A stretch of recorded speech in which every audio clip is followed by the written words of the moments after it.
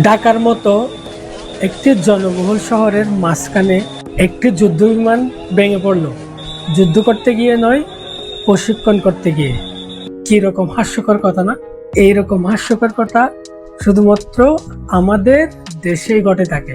এখানে আহত হলো নিরহ শিক্ষক এবং শিক্ষার্থীরা। বিমানটি ছিল F7 BGI, একে বলা হয় ফ্লাইং কফিন। এই F7 BGI আসলে পুরনো রাশিয়ান MiG-21 এর ক্লোন।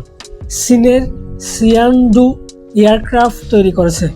উৎপাদন বন্ধ হয়েছে 2013 সালে, প্রথম চালু হয় 1966 সালে। মানে আমাদের বিমান বাহিনী আজ 2025 সালে এই প্লেনে চড়ছে, যার ডিজাইন হচ্ছে 60 বছর পুরনো। আপনি কল্পনা করেন বা আপনি ইমেজিন করে একবার ভাবুন এবং দেখুন। এই টাইপের বিমান বিশ্বব্যাপী দুর্ঘটনার জন্য কুখ্যাত। তাকে বলা হয় ফ্লাইং কফিন। অর্থাৎ একবার যদি কি উড়াল দেয়, তা ফিরে আসার আর কোনো গ্যারান্টি নেই।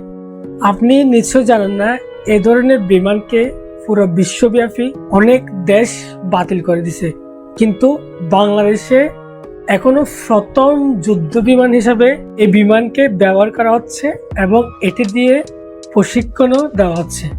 মানে যা ইচ্ছা তাই। প্রশ্ন হলো, হাউ সেকুলাস? আমাদের শত্রুদের যুদ্ধের বিমানের প্রয়োজন নেই। আমাদের যে বিমানগুলি আছে যুদ্ধের জন্য, এগুলাই যথেষ্ট। হাজার হাজার কোটি টাকা খরচ হয় আর্মি কনভেনশন হল বানাতে।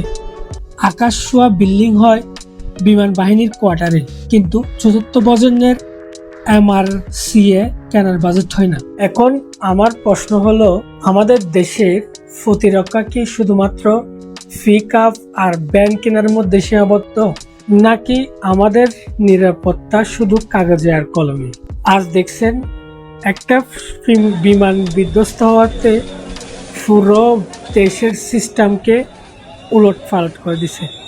একবার ভেবে দেখুন, অন্য দেশের প্রতিরক্ষা ব্যবস্থা যদি কি আমাদের দেশে এসে শুধুমাত্র একটা বোমো ঢাকার জনবহুল শহরে ফেলে, কি অবস্থা হবে?